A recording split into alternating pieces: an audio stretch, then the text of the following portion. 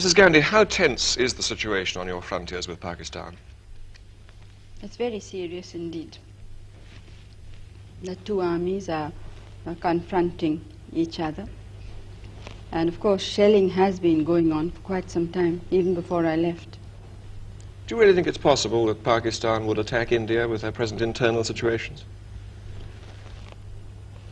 Well, when there is the sort of chaos which they obviously have, they may take desperate action and feel that an external enemy might unite some of the people there. What about you? Is there a situation in which you might attack Pakistan? Well, I hope not. India has always tried to be on the side of peace and negotiations and so on. But of course we can't endanger our security in any way. Do you frankly expect to see war with Pakistan soon? It does look to many people as if it's inevitable.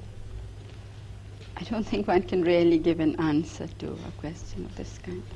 Because as I said, we are trying everything possible to prevent it. Why have you not felt able to agree, as the Pakistani president has, and he suggested it, that you should withdraw some troops from your frontiers? Pakistan, as I moved its troops forward a considerable time before we did. Now, while they were there on our border, nobody raised any question that this endangers peace, it endangers our country.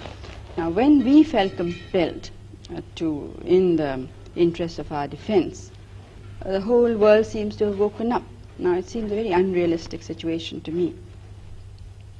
And as far as going back is concerned, our positions are much further back. I mean, we don't have a second line that could serve us should Pakistan decide to attack after all.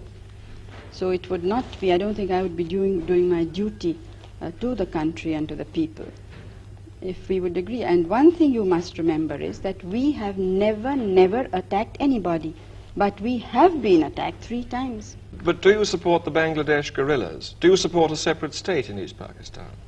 You see, it's not a question of supporting or not. The question is what is likely to happen. I don't think we can shut our eyes to the situation in a neighboring state. I think, and I personally think that most of the world believes this, so they may not be willing to say it out openly, that Pakistan as it existed can never be the same again. But don't you think the situation on your frontiers might be less dangerous if you personally were to meet Yahya Khan, so that you understood each other's positions more clearly? Have you read some of Yahya Khan, the president's speeches and interviews? Yes. Well, and do you still think it would serve a useful purpose? Maybe you would understand each other's positions on the frontier better. You'd understand why your troops are stationed there. No, I understand it perfectly well. There's absolutely no doubt in my mind.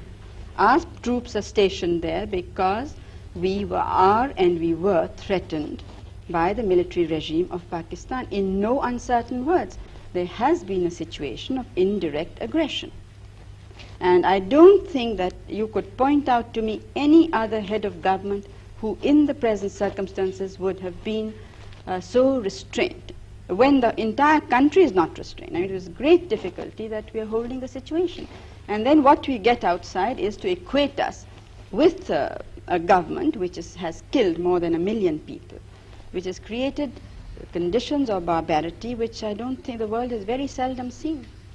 Perhaps against the Jews in Hitler's time, but I don't think in any other time of history has this sort of thing been witnessed. Do you see yourself somehow being drawn into this, being involved in this in some way that you might have to intervene in East Pakistan? Out of humanity, almost. Well, East Bengal is the affair of the leaders of East Bengal. Now, it's up to them what should happen there. Final question. The refugees are still coming over and you have this enormous problem in India. How much longer can you sustain this? Well, we can't sustain it now longer. It's now for some months it really has been something that's, water going higher and higher. What are you going to do about it? Something will have to be done. Well, one thing I must say, that I'm absolutely determined that all the refugees of all religions must go back We are not going to absorb them in our population. Would you have necessarily put them back by force? Well, I'm not jumping bridges before I come to them, but I'm only sure of this, that they have to go back.